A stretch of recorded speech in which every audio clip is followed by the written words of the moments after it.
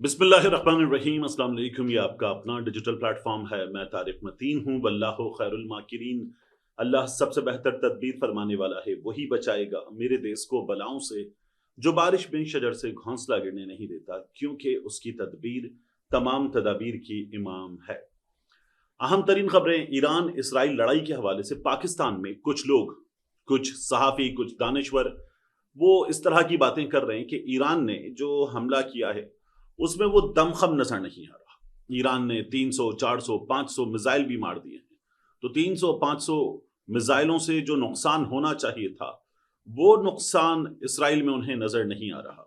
तो जाहिर है कि इसराइल जिस तरह का जुल्म, जिस तरह की बर्बरियत करता है, हम सब की ख्वाहिश है कि इसराइल को सबक मिले, ठीक ठाक सबक मिले, और इसराइल को भुगतना पड़े जो उसने मुस्लिम दुनिया के साथ किया है, जो उसने फलस्तीनियों के सात किया है, क़िबला अव्वल के साथ किया है, मासूम बच्चों के साथ किया है। दहशत गर्दी और बर्बरियत है।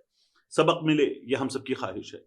लेकिन बात यह कि जिन लोगों को, जिन दानिश्वरों को ये ईरान का हमला पसंद नहीं आ रहा, तो ऐसे लोग इस वक्त अगर शिया सुन्नी के चक्कर में हैं तो किसी सुन्नी मुल्क से करवा लें। यानी ऐसे लोग अगर शिया सुन्नी के चक्कर में हैं तो किसी सुन्नी मुल्क से हमला करवा दें। यही किया जा सकता है। या ऐसे लोगों को अगर ये हमला पसंद नहीं आ रहा तो खुद कर दें, अपने उन फेवरेट उलमाए कराम से जो आयरन डोम को भी पसंद करते हैं, जो इसराइल की महारतों के भी कायल हैं और उस महारत को खौफनाक मानने के बजाय बेहतरीन महारत मानते हैं, वो लोग खुद हमला कर दें, खुद जाएं, जाके खुद किसी जगह टकरा जाएं, कुछ कर दें। इस तरह से बैठकर एक ऐसे मौके पर कि जब जबरदस्त हमला किया गया है, जबरदस्त हमला किया गया है और इसराइल को यह दिखाया गया है कि उसका आयरन डोम नाकाम, इसराइल के अपने शहरी कह रहे हैं कि शहरी आबादी के बीच में से जब वो उन मिसाइल्स को निशाना बना रहे हैं नीचे से अपने एयर डिफेंस सिस्टम के जरिए, तो शहरी आबादी में बैठकर कर रहे हैं। इसका मतलब इसराइल के अपने शहरी कह रहे हैं कि ये हमें ह्यूमन शील्ड के तौर पर इस्तेमाल कर रहे हैं। हमारी हुकूमत, हमारे वजीर दिफा, हमारी फोर्सेस हमें ह्यूमन शील्ड के तौर पर इस्तेमाल कर रही हैं। वहां के शहरियों का दम निकला हुआ है और यहां हमारे शहरी हैं कुछ इंतहाई दर्जे के बेशर्म किस्म के, जो ये बातें कर रहे हैं। मुंह पर लानत बरसती है ऐसे लोगों के जो ये बकवास कर रहे हैं, और ऐसे लोगों को ठीक ठाक तरीके से जवाब मिलना चाहिए। नंबर्स, उनकी बात मुसलसल आपके सामने आ ही रही है। पहले मैं आपको बताऊं कि ईरान के पास दो बहुत मजबूत कार्ड्स हैं। इस पर मुझे गुज़श्ता वीडियो में बात करनी थी। फॉर सम रीजन वो पार्ट गुज़श्ता वीडियो में मिसिंग था। अब मैं आपको इन दो कार्ड्स के हवाले से भी बता देता हूं जो इसराइल के पास हैं और बहुत मजबूत कार्ड्स हैं। और उसके अलावा नेतन्याहू कहां है। देखिए, ये टीआरटी ग्लोबल ने खबर दी कि वो तैयारा जिसमें नेतन्याहू उड़ा था, वो तैयारा स्पॉट किया गया। हमारे सामने खबर क्या आ रही थी रात भर में जब ये हमले हो रहे थे कि नेतन्याहू ने बंकर में मीटिंग बुलाई और बंकर में बुलाई गई मीटिंग में नेतन्याहू ने ये फैसला किया, वो फैसला किया। नेतन्याहू की बात हो रही है ट्रंप से, व्लादिमीर पुतिन से। नेतन्याहू अपनी कैबिनेट से मुसलसल राब्ते में है और फैसले किए जा रहे हैं। खबर ये आ रही है कि ये जो बंकर वाली बात है, उस बंकर में उसकी जो कैबिनेट के की मेंबर्स हैं वो मौजूद थे और नेतन्याहू यहां पर मौजूद नहीं था। उसका जहाज ग्रीस में स्पॉट किया गया है। इसराइल के कई जो मुसाफिर बरदार तैयारे हैं उन्हें नुकसान ना पहुंचे, तो उनको भी हमने देखा कि वो हमें साइप्रस में नजर आए और ग्रीस में नेतन्याहू का जहाज स्पॉट किया गया। टीआरटी ग्लोबल ये खबर दे रहा है। तो नेतन्याहू डर के भागा है और स्ट्रेटेजी ये है कि हमने जो ईरान की लीडरशिप है, मिलिट्री लीडरशिप भी, और खामनाई साहब के असिस्टेंट को भी जिस तरह से निशाना बनाया है, साइंसदानों को निशाना बनाया है, तो यहां ईरान अब निशाना बनाएगा तो वो तो खुद निकल के भाग चुका। और हमारे यहां दानिश्वर बैठे हुए जो न जाने क्या क्या बकवास कर रहे हैं। दो कार्ड्स के हवाले से मैं आपसे बात कर रहा था। यह एक्सपर्ट्स का कहना है कि दो कार्ड्स बड़े स्ट्रांग हैं ईरान के पास। एक आबनाए हुर्मस, उसके हवाले से ईरान ये बता दे कि मशरिक वस्ता के जिन जिन ममालिक ने, जैसे उर्दू ने, उसने या दीगर ममालिक ने अगर ईरान के हमले इसराइल पर नाकाम बनाने में मदद की है, तो ऐसे तमाम ममालिक ان کو آبنائے ہرمز کا استعمال نہیں کرنے دیا جائے گا، اور جو تیل کی تجارت ہوتی ہے کم و بیش 25 سے 30% یہ رکے گی، اور دنیا کو پریشانی ہوگی۔ ایران کے پاس بہت اسٹرانگ کارڈ ہے، اور یہ جو خطے کے ممالک ہیں ان سب کی سانسیں گھٹتی ہوئی محسوس ہوں گی، جو ایران کا ساتھ نہیں دیتے بلکہ غاصب اسرائیل کا ساتھ دیتے۔ ایک دوسرا یہ کیا تھا پہلے نارتھ کوریا نے، اور اب ایران بھی کر سکتا ہے۔ جس طرح کی سچویشن ہے، ایران ڈکلیئر کر دے کہ وہ نیوکلیئر ویپن رکھتا ہے۔ میں جب گلوبل فائر پاور یا ایسی ویب سائٹس جو کمپیریٹیو انالیسس دیتی ہیں، جو آپ کو نیوز پر نظر آتا ہے نا، اتنے جہاز ایران کے، اتنے جہاز اسرائیل کے، اتنے ٹینک، اتنے فریگیٹس، اتنی آبدوزیں، وہ جو آپ کو کمپیریٹیو انالیسس نظر آتا ہے، ان ویب سائٹس پہ جب آپ جاتے ہیں تو آپ کو نظر آتا ہے کہ ایران نیوکلیئر پاور نہیں ہے، اور مسلسل یہ خبر آتی ہے کہ ایران نیوکلیئر پاور بننے سے 2 ہفتے دور، 3 ہفتے دور تھا، اس لیے ہم نے یہ حملہ کیا ہے، ہم نے پریمپٹیو اسٹرائک کی ہے۔ اسرائیل کہہ رہا ہے ہم نے پریمپٹیو اسٹرائک کی ہے۔ تو ایران یہ اعلان کر دے کہ وہ نیوکلیئر پاور ہے، اور اس اعلان کے کرنے سے پھر یہ جو انٹرنیشنل اٹامک انرجی ایجنسی ہے، باقی لوگ ہیں، ان کے پاس یہ جو قانون میں کلاز موجود ہے کہ ایک ملک اپنی قومی سلامتی کے خطرات کے پیش نظر یہ اعلان کر سکتا ہے، تو یہ اعلان کر دینا چاہیے ایران کو۔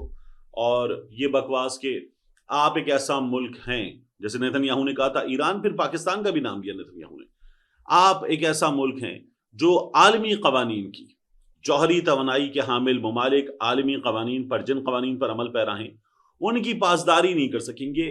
آپ ایک ریڈیکل اسلامک رجیم والا ملک ہیں، یہ کہتے ہیں نا دشمن۔ تو ایران اعلان کر دے، اور یہ بہت اسٹرانگ کارڈ ہے، یہ کیا جا سکتا ہے، تو ایران کو چاہیے اس بارے میں اعلان کرے۔ لڑائی ابھی چل رہی ہے، اور یہ لڑائی ابھی کچھ وقت مزید چلتی ہوئی نظر آ رہی ہے۔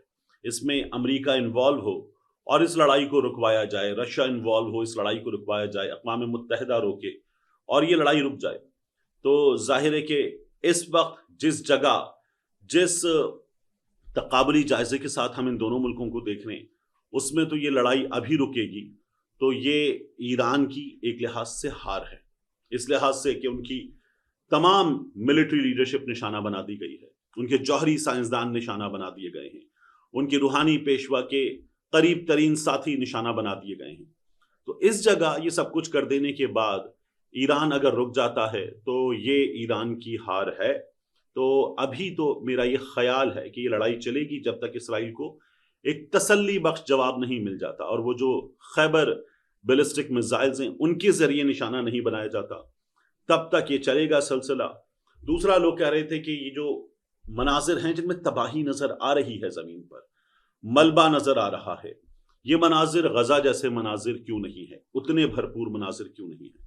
کیونکہ کچھ میزائلز نے ہٹ کیا ہے، اور کچھ میزائلز جو نشانہ بنائے گئے ہیں، ان میزائلز کا ملبہ، ان کی بیٹری، ان کے ٹینکس، ان کی چیزیں وہ گری ہیں، وہ پورے میزائلز نہیں گرے ہیں، آگ کے وہ گولے، وہ شعلے گرے ہیں تو ان سے کچھ نقصان پہنچا ہے، وہ پورے میزائلز آ کر ہٹ کرتے، یہ نہیں ہوا ہے، اس لیے آپ کو یہ صورتحال نظر آ رہی ہے۔ اب اس کے بعد بات خواجہ آصف صاحب کی۔ خواجہ آصف صاحب نے آج 2-3 باتیں قومی اسمبلی میں کھڑے ہو کر کی۔ ایک تو خواجہ آصف صاحب نے جو باتیں کی نا، ان میں نواز شریف کے سرنڈر کی پوری کہانی کھول دی ہے خواجہ آصف نے۔ کیسے، میں آپ کو بتا دیتا ہوں۔ خواجہ صاحب ایوان میں آئے اور کہنے لگے کہ ہم تو جواب دیتے، ہم تو بہادر ہیں، ابھی آپ نے دیکھ لیا کس طرح سے ہم نے جواب دیا نریندر مودی کو، بھارت کو، اور آپ لوگ جو ہیں وہ سرنڈر کر کے بیٹھ گئے تھے۔ یہ خواجہ آصف صاحب نے کہا کیونکہ آپ نے ابھینندن کو فوری طور پہ واپس کر دیا، جنرل باجوہ نے اور عمران خان نے، یہ خواجہ آصف صاحب بتا رہے تھے۔ تو میں یہ یاد کر رہا تھا کہ جب کوئی قیدی پکڑا جائے گا، جیسے ابھی بھی انڈیا کا ایک اہلکار پکڑا گیا تھا، واپس کر دیا گیا، پاکستان کے 2 اہلکار پکڑے گئے تھے، واپس کر دیے گئے، تو یہ انٹرنیشنل قوانین موجود ہیں، واپس کیا جانا ہے اور واپس کیا جاتا ہے۔ جب یہ بالکل کیمروں کی نگاہوں کے سامنے سب کچھ ہوتا ہے تو واپس کیا جاتا ہے۔ آپ یاد کیجئے نواز شریف نے کیا کیا تھا، یعنی اگر عمران خان نے واپس کیا تھا وہ سرنڈر ہے، تو جو نواز شریف نے کیا تھا وہ تو سرنڈر پلس تھا کہ ناچیکیتا کمبمپتی یہ 26 سال کا انڈین پائلٹ تھا، 27 مئی 1999 کو یہ پکڑا گیا۔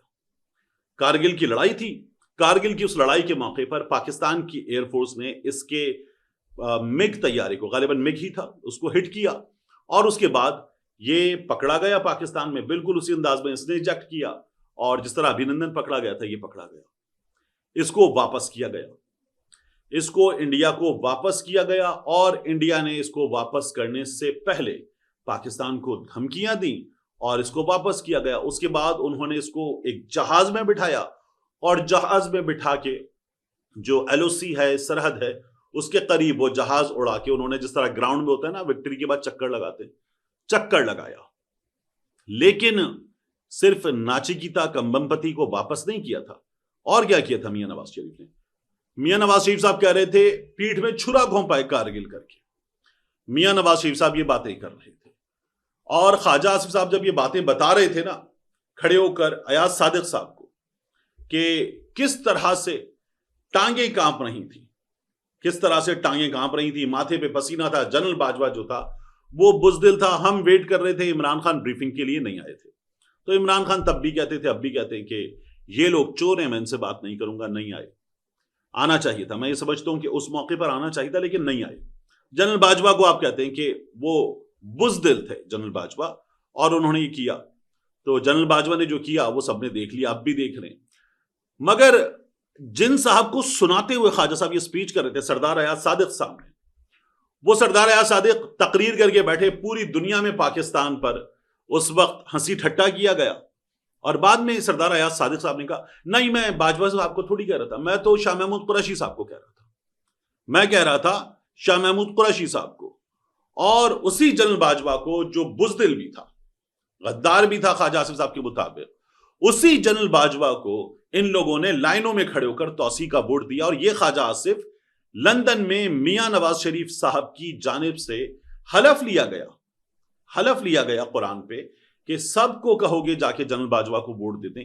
یہ کارنامے انجام دیے آپ لوگوں نے، یہ کارنامے کہ میاں نواز شریف صاحب، اور یہ آن ریکارڈ کاشف عباسی صاحب کے شو میں خواجہ آصف صاحب بتا چکے، آئی واز آن اوتھ، یہ جملہ کہہ چکے ہیں۔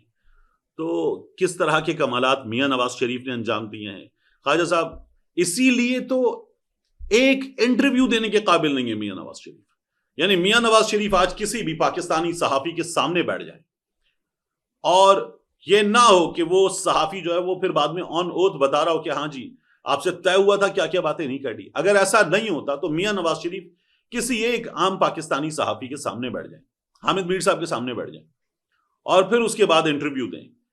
میاں نواز شریف چند بنیادی سوالوں کے جواب نہیں دے سکتے، نواز شریف صاحب بتا ہی نہیں سکتے کہ جناب 4 ہفتے کے لیے گئے تھے آپ، 4 سال بعد واپس آیا، کیا کیا آپ نے؟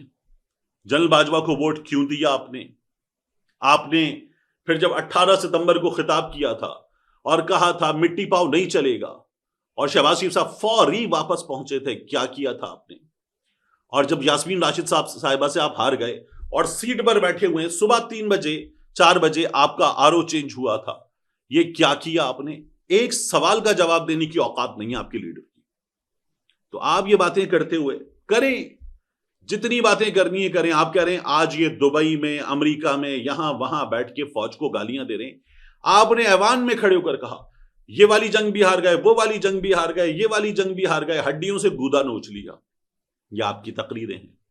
آپ نے ایوان میں بھی کھڑے ہو کر کہا، ڈاکٹر محیط پیرزادہ کے پروگرام میں بھی کھڑے ہو کر، اور یہ 2013 کی حکومت سے پہلے دنیا نیوز کا شو ہے جہاں پر آپ یہ تمام باتیں کر چکے۔ تو خواجہ صاحب آپ یہ باتیں کرتے ہو نا اب کہ یہ جی فوج کو گالیاں دے رہے ہیں، آپ کی لیڈر مریم نواز شریف صاحبہ وہ کہتی ہیں، لگواتی ہیں نعرے سامنے نوجوانوں کو کھڑا کر کے، یہ جو دہشت گردی اس کے پیچھے بڑھتی ہے، اور آپ لوگ یہ باتیں کرتے ہیں، تو اچھی نہیں لگتی آپ کے منہ سے یہ باتیں۔ اور ابھی آج کی تقریر میں سینیٹر مشتاق صاحب کیا کہہ رہے ہیں؟ سینیٹر مشتاق صاحب کہہ رہے ہیں کہ آپ نے یہ کہا جیسے بھی گئے لوگ گئے، فلسطین گئے، اسرائیل گئے، جیسے بھی گئے، میں اس کی تفصیل میں نہیں جاتا۔ خواجہ صاحب نے یہ کہا، باتیں بہادری کی کرتے آپ، اور آپ تفصیل میں نہیں جانا چاہتے کہ کیسے گئے لوگ، بتائیں نا کس نے بھیجا، کون دیتا ہے پرمیشن، کون دیتا ہے ویزے، اس جگہ جانے کی پرمیشن کون دیتا ہے، پہلے بھی کون کرواتا رہا، اجمل قادری کو کس نے بھیجا تھا۔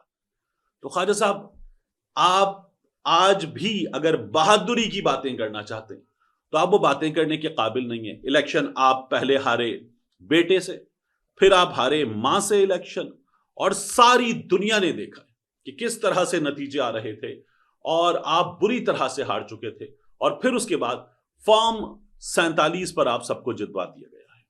تو آج جو باتیں آپ کر رہے ہیں، وہ باتیں کرنے کا فائدہ یہ ہوتا ہے کہ وہ ہسٹری جو آج کے نوجوان نے شاید دیکھی بھی نہیں ہوگی، وہ یعنی اس کا وجود نہیں تھا، اور پڑھی بھی نہیں ہوگی کیونکہ بہت پرانی باتیں ہو چکی، وہ ساری آپ نے کھول کے رکھ دی ہیں نواز شریف کے سرنڈر کی۔